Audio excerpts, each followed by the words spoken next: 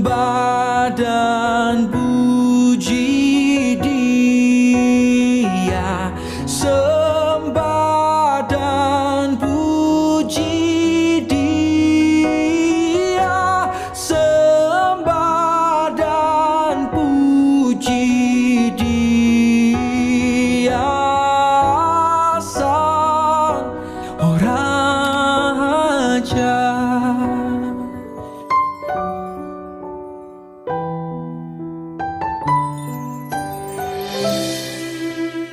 Shalom, selamat pagi Bapak Ibu Saudara yang dikasihi Tuhan. Mari sebelum kita bersama-sama belajar merenungkan kembali kebenaran firman Tuhan, mari kita datang kepada Tuhan, kita mau berdoa, kita mau mohon pimpinan kepada Tuhan. Biarlah kiranya pagi hari ini kita boleh beroleh pimpinan penyertaan yang daripada Tuhan, sehingga kita boleh mengerti apa sih yang menjadi tujuan dari kebenaran firman Tuhan pagi hari ini. Mari kita akan berdoa.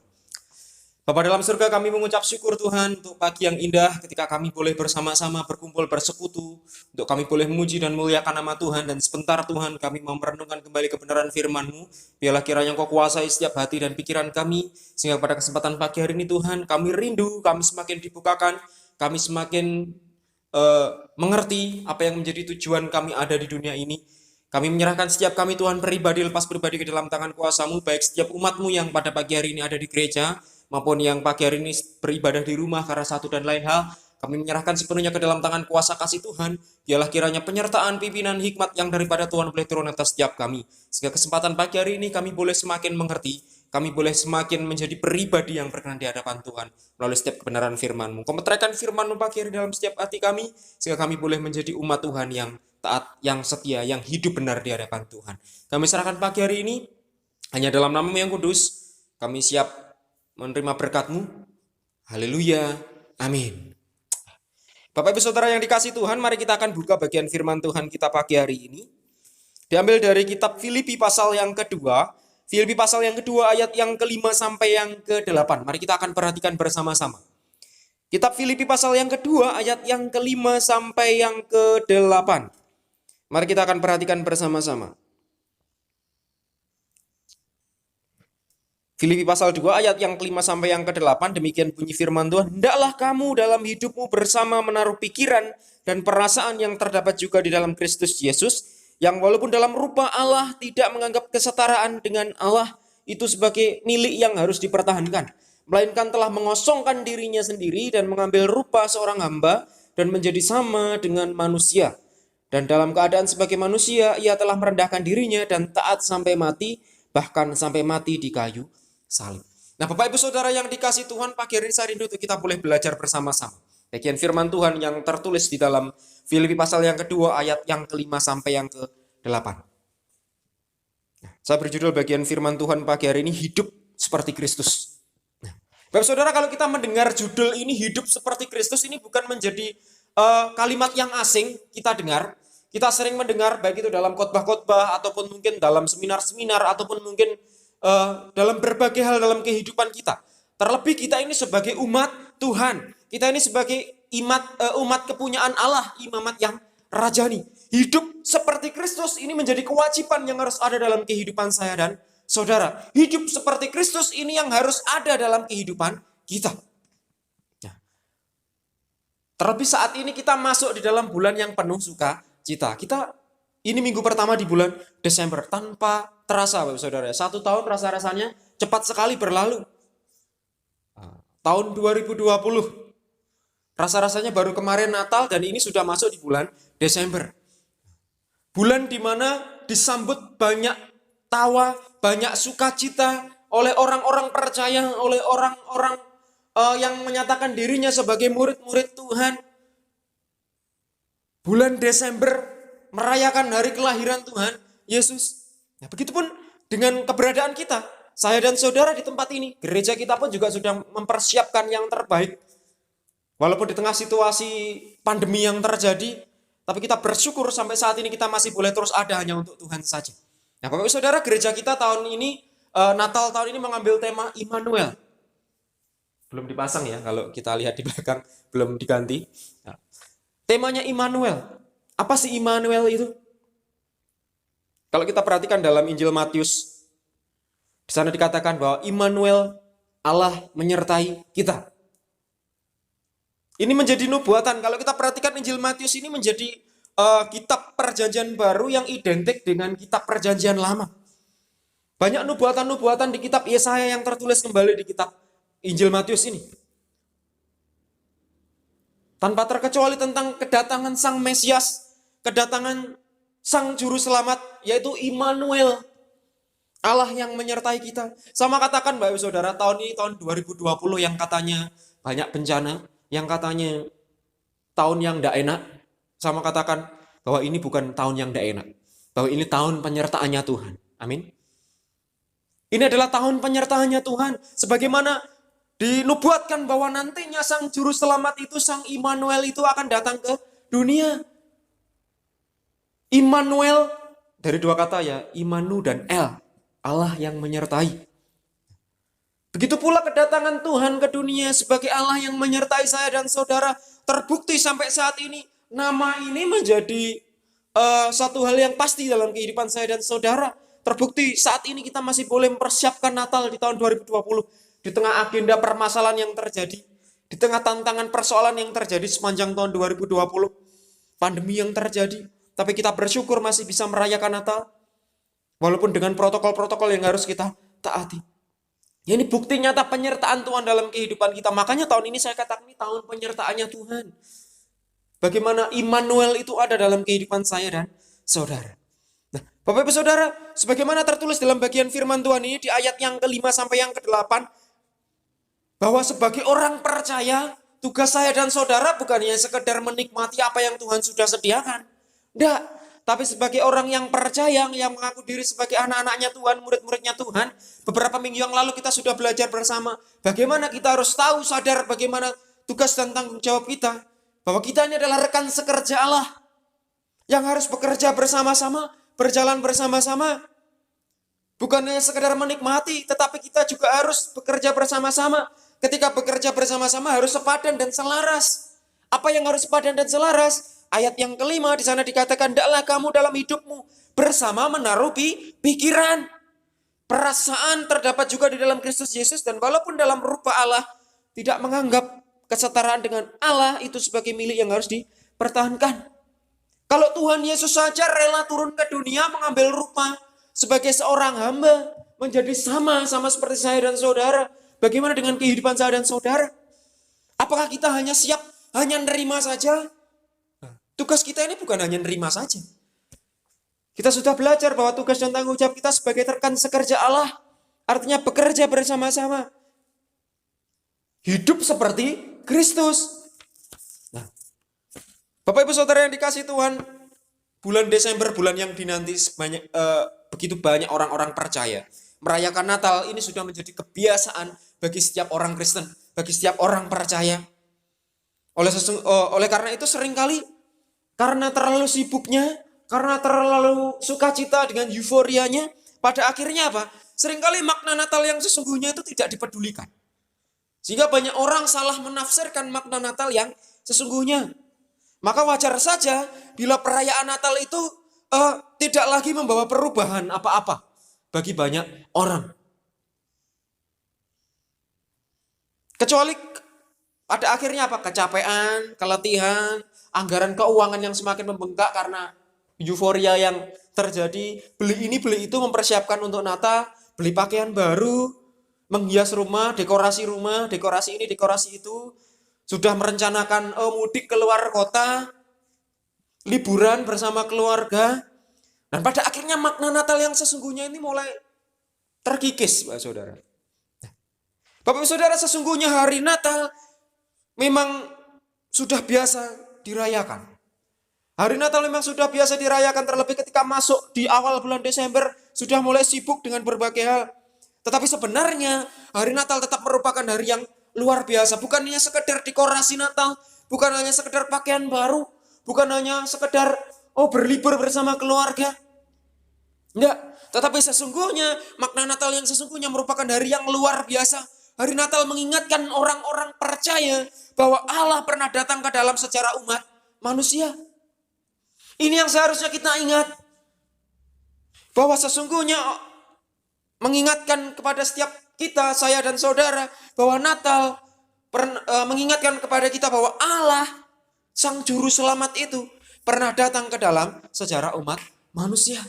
Dia yang lahir di kandang domba. Padahal dia bisa kalau mau milih lahir dimanapun dia mau. Tapi dia yang merendahkan dirinya menjadi sama seperti saya dan saudara. Ya, saudara, pagi hari ini saya mau ingatkan kepada kita sekalian bahwa hari Natal bukan sekedar merayakan hari lahirnya seorang bayi yang bernama Yesus itu. Tidak, tetapi mengingatkan umat manusia, mengingatkan saya dan saudara bahwa Allah telah berinkarnasi menjadi manusia untuk mencari dan menyelamatkan orang-orang yang berdosa. Nah, pada hari Natal hendaknya kita, setiap umat Tuhan, setiap orang yang percaya, tidak hanya berpesta ria, tidak hanya mempersiapkan ini itu, tidak hanya berbicara tentang dekorasi Natal, tidak hanya berbicara tentang euforia pribadi, keluarga, tidak. Tetapi perlu pula menyisihkan waktu untuk merenungkan kembali secara mendalam akan makna Natal yang sesungguhnya. Makna yang terkandung di dalam inkarnasi Tuhan Yesus itu. Saudara, Allah berfirman melalui Rasul Paulus dalam bagian firman Tuhan pagi hari ini. Dari Filipi pasal yang kedua ayat yang ke-5 sampai yang ke-8. Melalui Rasul Paulus, Allah berfirman mengingatkan saya dan saudara sekalian. Hendaklah kamu dalam hidupmu bersama menaruh pikiran dan perasaan yang terdapat juga di dalam Kristus Yesus. Yang walaupun dalam rupa Allah, tidak menganggap kesetaraan dengan Allah itu sebagai milik yang harus dipertahankan. Melainkan telah mengosongkan dirinya sendiri dan mengambil rupa seorang hamba dan menjadi sama dengan manusia. Dan dalam keadaan sebagai manusia, ia telah merendahkan dirinya dan taat sampai mati, bahkan sampai mati di kayu salib. Bapak saudara, mari kita patri bagian firman ini dalam hati kita. Ketika kita masuk di dalam bulan-bulan penuh sukacita ini, ketika kita masuk untuk memperingati Natal, bukan hanya sekedar mengingat, bukan hanya sekedar berbicara tentang euforia yang kita nikmati. Sudah ditunggu selama 1 tahun, Pak. Ya harus dirayakan secara meriah. Saudara, bukan berarti saya katakan tidak boleh merayakan Natal secara meriah. Tidak. Boleh. Memang kita harus merayakan secara meriah. Kita sambut kedatangan Sang Juru Selamat. Tapi pada akhirnya bukan hanya sekedar peringatan, tetapi adalah makna kelahiran Yesus. Makna Natal ini menjadi acuan bagi kita. Bahwa kita ini hidup sebagai rekan sekerjanya Allah. Yang bukan hanya sekedar menerima saja, tapi kita juga harus bekerja bersama-sama, menaruh pikiran, perasaan kita. Sehingga kita boleh hidup sama seperti Kristus hidup.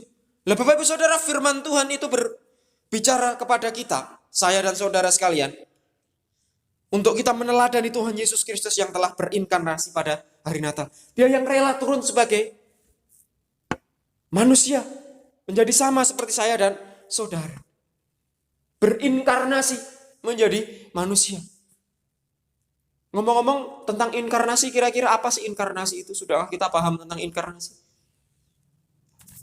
Bapak saudara, ketika kita berbicara Tuhan Yesus berinkarnasi menjadi manusia, makna inkarnasi sesungguhnya adalah bahwa Tuhan yang menampakkan dirinya dalam wujud manusianya, dalam daging. Dia datang untuk bekerja di antara manusia ciptaannya dalam rupa manusia. Jadi agar Tuhan berinkarnasi, pertama-tama dia harus menjadi daging dengan wujud manusia normal. Hal itu setidaknya harus benar. Faktanya Bapak Saudara, implikasi dari inkarnasi Tuhan adalah bahwa Tuhan hidup dan bekerja di dalam daging.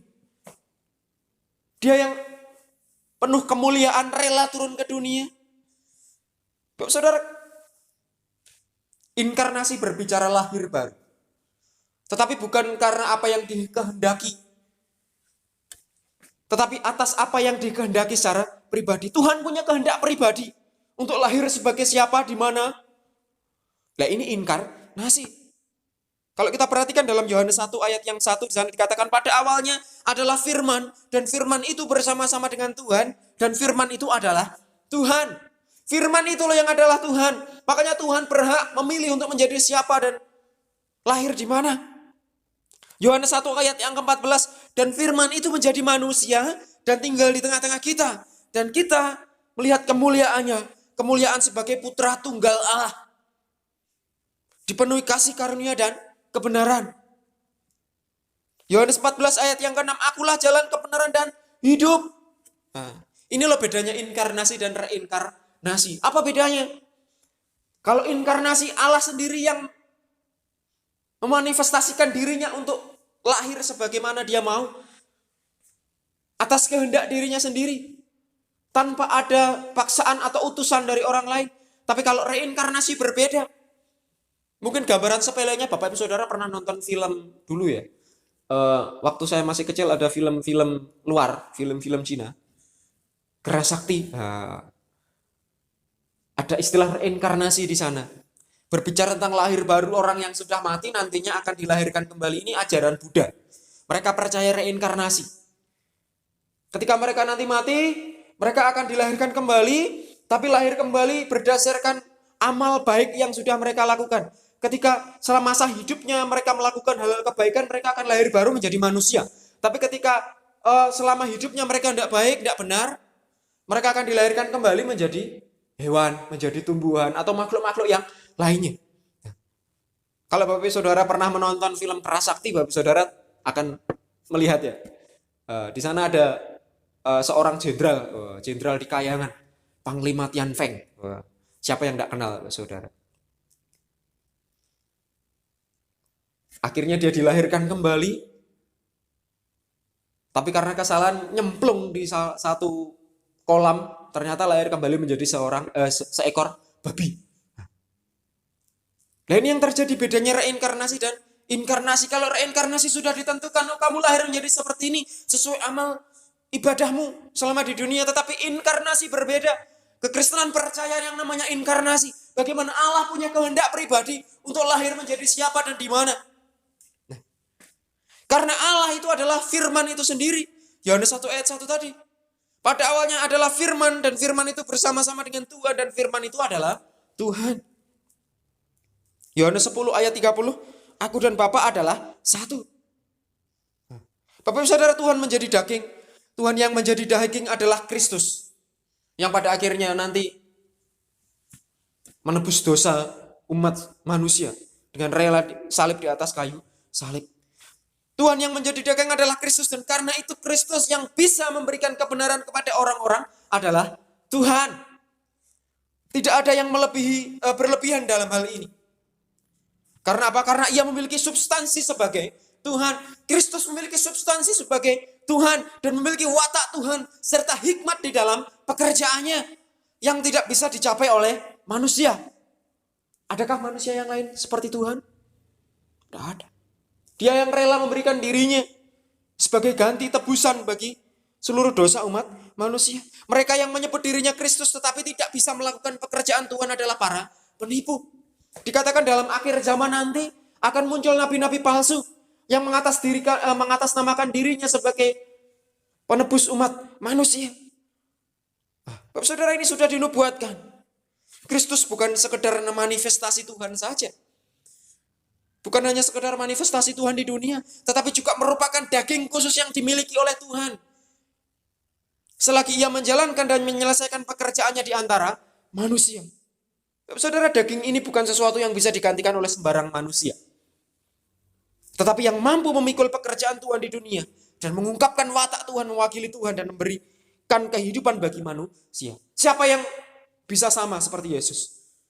Bukan hanya dia Tuhan yang mengambil rupa sebagai manusia saja, tidak, tetapi dia juga mengambil beban, memikul dosa dan pelanggaran segenap umat manusia. Rela mati di atas kayu salib. Yang rela menekan ego pribadinya, menuruti kehendak Bapaknya yang di surga. Nah, Bapak Ibu Saudara, ini fakta yang menarik yang harus kita pahami sehingga kita boleh ketika kita masuk ke dalam Natal yang sesungguhnya bukan hanya sekedar euforia saja, tapi memaknai Natal dengan sesungguhnya. Hidup seperti Kristus. Seperti firman Tuhan yang disampaikan Rasul Paulus dalam Filipi 2 ayat yang ke-5 sampai yang ke-8, hendaklah kamu dalam hidupmu bersama menaruh pikiran dan perasaan yang terdapat juga di dalam Kristus Yesus. Dalam setiap kehidupan kita, pikiran perasaan yang selaras dan seimbang dengan Tuhan. Nah, untuk itu kita harus hidup sama seperti Kristus. Untuk hidup seperti Kristus, meneladani seperti Kristus, apa yang harus kita lakukan?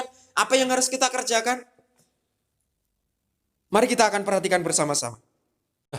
Bapak Ibu Saudara yang dikasih Tuhan, apa yang perlu kita teladani untuk kita menjadi seperti Kristus, Saudara? Tentunya ketika kita berbicara menjadi seperti Kristus, tidak ada yang bisa sempurna.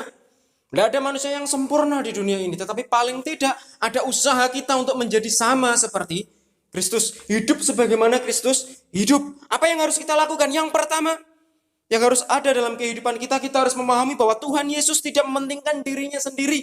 Itu pula yang harus ada dalam diri kita. Tidak mementingkan diri sendiri. Bapak Saudara, Tuhan Yesus yang di dalam hati dan pikirannya tidak hanya mementingkan diri sendiri.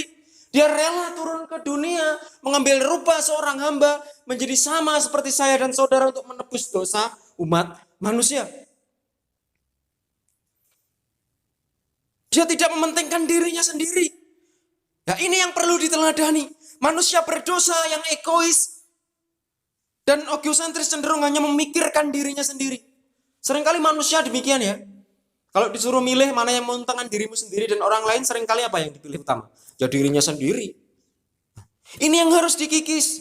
Untuk meneladani Kristus, untuk hidup sama seperti Kristus, kita harus mengekang keinginan diri sendiri. Tidak mementingkan diri sendiri. Karena sifat utama manusia yang egonya lebih tinggi ini loh. Dari apa yang lain. Cenderung hanya memikirkan dirinya sendiri. Tanpa mempedulikan orang lain. Kalaupun memperhatikan orang lain, seringkali itu dikarenakan ada dua hal. Orang lain itu dapat menguntungkan dirinya, atau sebaliknya telah merugikan dirinya. Benar?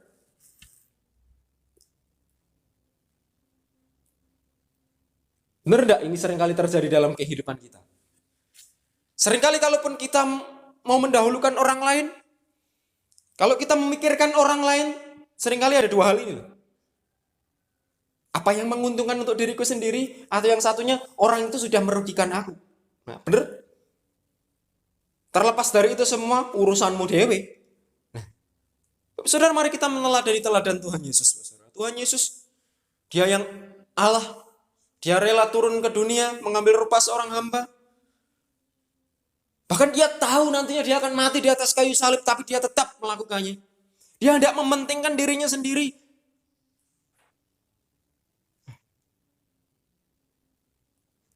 Ini yang harus ada dalam diri kita. Teladan Yesus dalam kehidupan saya dan saudara yang tidak mementingkan diri sendiri. Tapi apapun yang harus dilakukan untuk kepentingan bersama. Bukan memikirkan orang lain, tetapi untuk ujung-ujungnya untuk menguntungkan dirinya sendiri. Bukan memikirkan orang lain karena merasa orang lain merugikan diri kita sendiri. Jadi dengan kata lain, ia memperhatikan orang lain hanya semata-mata demi dirinya sendiri. Bukan demikian. Tapi ikut memikirkan orang lain sebagaimana apa yang kita rasakan. Seperti Tuhan Yesus, seperti kasihnya Tuhan Yesus. Kita sudah belajar bersama-sama. Bahwa kasih kita bukan hanya didasarkan kasih atas diri kita sendiri saja, enggak. Tapi sama seperti kasihnya Tuhan Yesus kepada saya dan saudara.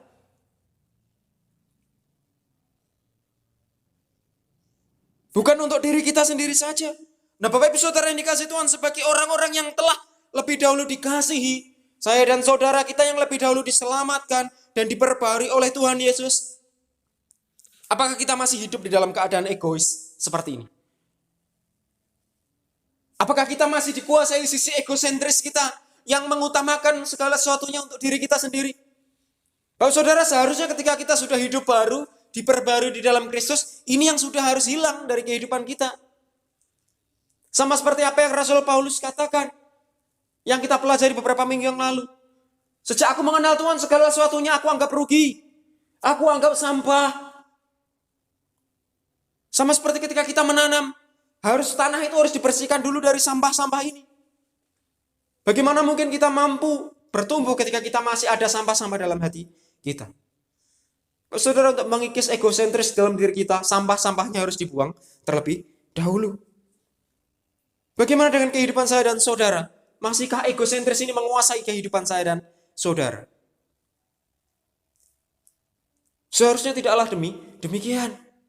Teladan Tuhan Yesus dalam memikirkan orang lain, bukan hanya memikirkan dirinya sendiri, harus dicontoh dalam setiap kehidupan orang percaya. Bapak saudara, untuk hidup sama seperti Kristus hidup, Hal pertama yang harus kita lakukan adalah mengesampingkan ego pribadi kita. Tidak mementingkan diri sendiri. Menghargai orang lain, mengasihi orang lain. Mengerti. Ini yang harus ada dalam kehidupan saya dan saudara. Sama seperti yang tertulis dalam ayat yang kelima. Hendaklah kamu dalam hidupmu bersama menaruh pikiran dan perasaan. Ikut memikirkan, ikut merasakan. Sehidup sepenanggungan. Tidak harus diduduk dulu. Tapi benar-benar tahu. Nah, ini yang pertama yang harus ada dalam kehidupan kita.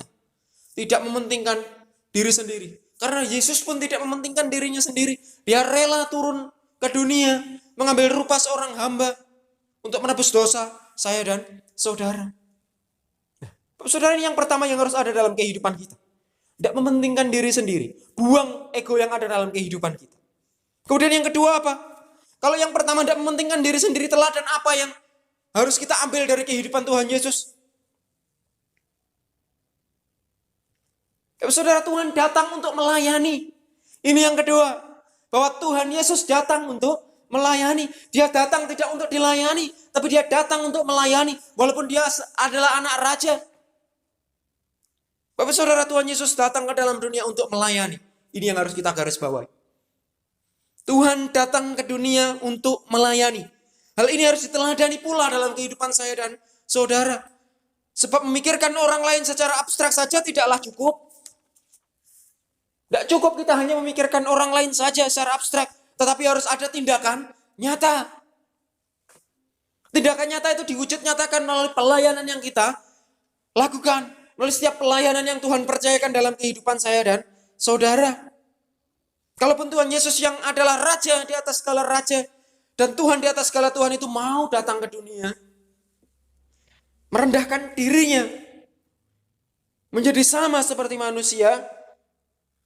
Datang ke dalam dunia yang penuh dosa ini. Sesungguhnya hal itu sudah merupakan penghargaan yang tiada tara bagi saya dan saudara. Ini penghargaan yang besar bagi saya dan saudara. Kita ini manusia yang berdosa. Minggu yang lalu kita sudah belajar bersama-sama. Mengingatkan kepada kita bahwa kita ini adalah rekan sekerja Allah. Ini loh, karunia yang daripada Tuhan. Ketika Tuhan menganggap saya dan saudara ini sebagai rekan sekerjanya. Kita ini loh manusia yang berdosa. Kita ini loh manusia yang dikatakan nista, Pak saudara. Tapi Tuhan rela turun ke atas dunia. Yang dilakukan Tuhan itu begitu besar. Ia rela datang untuk melayani saya dan saudara. Matius 20 ayat yang ke-28. Kita perhatikan bersama Matius 20 ayat yang ke-28. Apa yang ditulis sana? Sama seperti anak manusia, datang bukan untuk dilayani, melainkan untuk melayani dan untuk memberikan nyawanya menjadi tebusan bagi banyak orang. Tuhan datang bukan untuk dilayani, tapi melayani. Tuhan anggap kita bukan hanya sebatas anak-anaknya saja, bukan hanya sebatas murid-muridnya saja, tapi Tuhan anggap saya dan saudara sebagai rekan sekerja Allah. Bahkan ini sudah dinubuatkan jauh-jauh hari sebelumnya. Sejak sebelum Tuhan lahir ke dunia.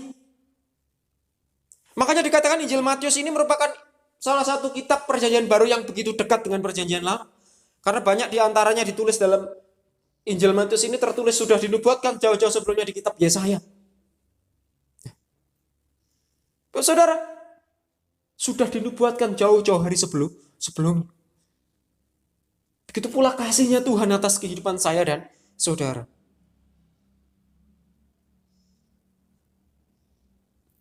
Nah, bagaimana dengan kehidupan saya dan saudara? Bila Tuhan Yesus saja turun ke dunia bukan untuk dilayani, melainkan untuk melayani. Dia yang anak Allah. Dia yang sang raja di atas segala raja. Bagaimana dengan saya dan saudara? Siapa kita ini? Kita ini hanya debu. Kita ini hanya debu. Bagaimana dengan kehidupan kita?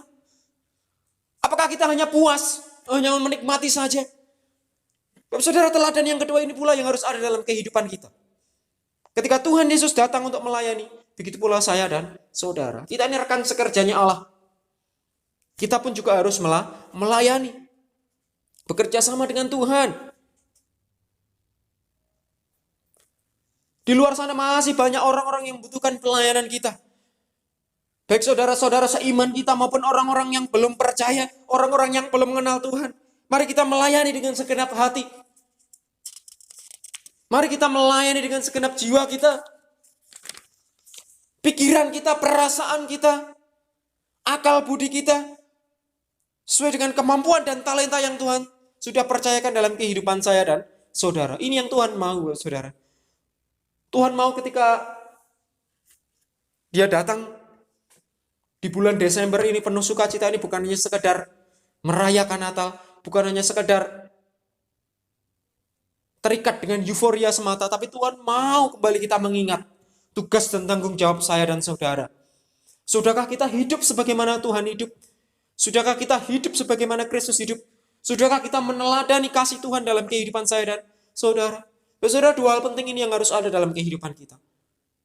Tuhan tidak mementingkan dirinya sendiri. Itu pula yang harus ada dalam kehidupan saya dan saudara. Tuhan turun ke dunia bukan untuk dilayani, tapi Tuhan mau melayani saya dan saudara. Bahkan Dia rela mati di atas kayu salib untuk menebus dosa saya dan saudara. Ini yang harus ada dalam hati kita. Ini yang harus kita patri dalam kehidupan kita. Apakah cukup sampai di situ? Enggak, Bapak Saudara. Di momen Natal ini kita harus mengingat, Bapak Saudara, bahwa Dia datang ke dunia untuk menebus dosa saya dan saudara. Sehingga kita boleh diselamatkan. Tuhan Yesus rela berkorban. Bagaimana dengan kehidupan saya dan saudara? Bukan hanya Dia tidak mementingkan dirinya sendiri. Bukan hanya Dia mau melayani. Tetapi Dia juga rela berkorban. Ini teladan yang harus ada dalam kehidupan saya dan saudara. Tuhan Yesus rela berkorban demi umat manusia. Dengan kerelaannya untuk berinkarnasi menjadi manusia. Rela turun ke dunia menjadi manusia. Menjadi sama seperti saya dan saudara. Dia juga merasakan sakit. Dia juga merasakan sedih. Ingat ketika Dia berdoa di Taman Getsemani. Dia juga merasakan takut, Bapak Saudara. Sampai dikatakan keringatnya seperti tetesan darah. Apa yang Tuhan katakan? Dia tahu apa yang akan terjadi nantinya seperti apa. Tapi apa yang Dia lakukan? Apa yang Dia katakan? Apa yang Dia sampaikan? Sekiranya cawan ini berlalu, biarlah bukan kehendakku yang jadi, melainkan kehendakmu yang jadi. Itu pula yang harus ada dalam kehidupan saya dan saudara. Menjadi pribadi yang rela berkorban. Bukan hanya mementingkan dirinya sendiri. Bukan hanya maunya dilayani. Tapi mari kita menjadi pribadi yang rela berkorban. Sama seperti Tuhan Yesus yang rela turun ke dunia. Menjadi sama seperti saya dan saudara. Ia yang tidak terbatas menjadi terbatas. Ia yang maha kaya rela menjadi miskin. Ia yang maha kuasa dan maha mulia rela menjadi pelayan yang melayani umat manusia. Bapak Saudara, bukankah itu semua sudah menunjukkan satu pengorbanan yang luar biasa? Saudara, Tuhan menjadi teladan dalam kehidupan saya dan saudara. Tapi mari kita lihat kembali keberadaan diri kita. Kalau kita perhatikan, Bapak Saudara, apakah cukup seperti itu saja? Dah. Bahkan pengorbanan Tuhan Yesus melebihi semuanya itu, Bapak Saudara. Ia rela mati di atas kayu salib demi penebusan dosa setiap umat manusia yang seharusnya binasa. Segala hukuman dan derita yang seharusnya diterima oleh manusia telah dipikulnya sendiri di atas kayu salib dengan darah yang mahal. Dia menebus dosa saya dan saudara. Sehingga setiap orang yang percaya kepadanya tidak akan binasa, melainkan beroleh hidup yang kekal. Tuhan Yesus datang ke dunia pada hari Natal. Dia rahil ke dunia pada hari Natal adalah untuk menebus dosa manusia melalui pengorbanannya di atas kayu salib. Bapak Saudara, pelayanan yang berarti senantiasa menuntut adanya pengorbanan. Makanya jangan pernah mengeluh, Bapak Saudara, ketika mungkin dalam pelayanan kita ada gesekan-gesekan. Ini menjadi bentuk pendewasaan dalam diri kita. Jangan pernah mengeluh. Justru ketika terjadi gesekan-gesekan ini yang mendewasakan kita. Harus semakin mengerti kehendak Tuhan. Apa sih tujuannya Tuhan? Supaya kita semakin dewasa di dalam Tuhan. Karena apa? Pelayanan yang berarti ini senantiasa menuntut pengorbanan, saudara. Pengorbanan Kristus yang tiada taranya itu telah membuka lembaran baru bagi manusia. Di momen Natal ini, Bapak Saudara, ini menjadi bukan hanya sekedar pengingat bagi kita yang diperingati dari tahun ke tahun, enggak. Tapi mari kita goreskan tinta itu dalam hati kita.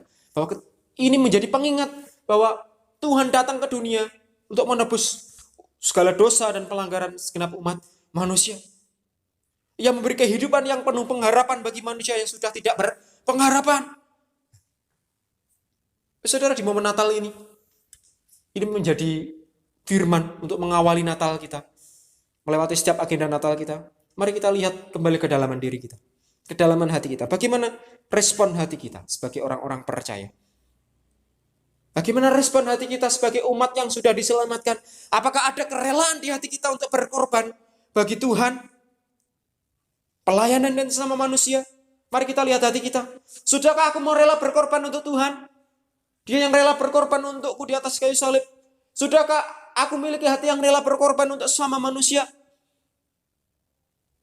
Baik itu dalam pelayananku, atau mungkin apapun yang ada dalam kehidupanku. Bapak Saudara, Tuhan Yesus telah memberikan teladan yang terindah dalam kerelaan berkorban. Tidakkah kita mau meneladaninya? Harusnya ini yang kita patri dalam diri kita. Teladan yang rela berkorban. Dia rela turun ke dunia, lahir di kandang domba. Dia yang tidak terbatas menjadi pribadi yang terbatas. Pada akhirnya mati di atas kayu salib untuk berkorban menebus dosa saya dan saudara sekalian. Apakah kita cukup hanya menikmati setiap apa yang Tuhan sediakan? Saudara, mari kita lihat kedalaman hati kita. Bagaimana kita menghadapi Natal yang merupakan peringatan inkarnasi Tuhan ini? Mungkin saja hari Natal ini akan berlalu seperti tahun-tahun yang lalu, Bapak Saudara. Yang hanya sekedar menjadi peringatan-peringatan dalam kehidupan kita. Tanpa memberikan dampak. Karena tidak sedikit di antara kita yang hanya melandaskan Natal hanya sebatas euforia, hanya sebatas peringatan saja. Tetapi bukan tidak mungkin Natal kali ini mendatangkan berkat Tuhan dan dampak positif dalam kehidupan kita. Makanya gereja kita mengambil tema Immanuel. Allah menyertai kita. Di tengah permasalahan yang terjadi di tahun 2020. Ketika kita boleh ada sampai saat ini. Ini bukti penyertaan Tuhan. Menyertai saya dan saudara. Mari kita merefleksi ini dalam kehidupan saya dan saudara. Mari kita lihat dalam kedalaman hati kita. Sudahkah rela berkorban ini ada dalam kehidupan saya dan saudara? Mari Bapak Ibu Saudara, di momen Natal ini, untuk mengawali minggu-minggu Natal, di awal bulan Desember ini, mari kita memaknai Natal bukan hanya sekedar peringatan yang kita peringati dari tahun ke tahun begitu saja. Bukan hanya sekedar berbicara tentang euforia bersama dengan keluarga, dalam gereja. Bukan hanya sekedar momen-momen yang diperingati saja. Mari kita memaknai Natal yang sesungguhnya dengan benar. Memaknai inkarnasi Tuhan ke dalam dunia. Dia yang rela turun ke dunia. Lahir di kandang domba. Kemudian menebus dosa. Pada akhirnya nanti mati di atas kayu salib. Menebus dosa dan pelanggaran kita semua. Mari kita maknai itu dalam kehidupan kita. Hidup sama seperti Kristus. Mari kita teladani itu dalam kehidupan saya dan saudara. Sama seperti apa yang Tuhan lakukan. Dia Tuhan yang tidak mementingkan dirinya sendiri. Dia Tuhan yang rela berkorban. Dia Tuhan yang datang turun ke dunia tidak untuk dilayani tapi untuk melayani. Mari 3 hal ini yang harus kita patri dalam kehidupan kita. Sehingga kita menjadi umat Tuhan yang taat. Sehingga kita menjadi umat Tuhan yang benar. Sehingga kita memaknai momen Natal di tahun ini dengan benar. Sehingga di tahun yang baru, di tahun yang akan datang, kita beroleh menjadi pribadi yang hidup berkenan di hadapan Tuhan. Semakin mengerti kehendak Tuhan dalam hidup saya dan saudara. Amin. Mari kita akan berdoa. Biarlah kiranya bagian firman Tuhan yang sekat ini boleh menjadi berkat bagi kita sekalian. Bapak Surgawi, kami mengucap syukur untuk firman-Mu Tuhan pagi hari ini. Biarlah firman Tuhan pagi hari ini yang boleh menguatkan setiap kami, yang boleh mengingatkan setiap kami, untuk kami boleh semakin taat di dalam Tuhan. Kami menyerahkan pribadi lepas pribadi ke dalam tangan kuasa-Mu Tuhan. Mengawali momen Natal di awal bulan Desember ini. Biarlah kami boleh memaknai Natal ini dengan kesungguhan.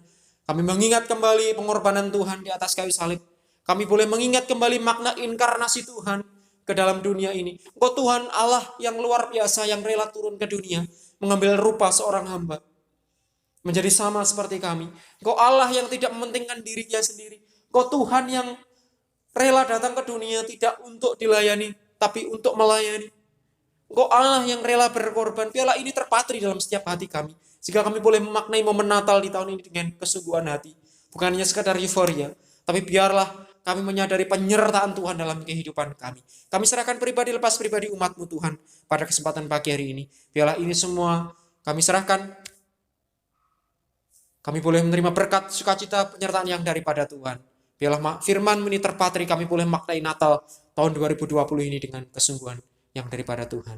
Beri yang terbaik hanya untuk Tuhan, menjadi pribadi yang tidak mementingkan diri sendiri, menjadi pribadi yang mau melayani, dan pribadi yang rela berkorban bagi Tuhan, bagi sesama, dan bagi orang-orang yang ada di sekitar kami. Kami serahkan pagi hari ini, kami menyerahkan semuanya hanya di dalam nama-Mu yang kudus. Haleluya. Amin. Amin. Selamat pagi, Tuhan Yesus memberkati kita sekalian.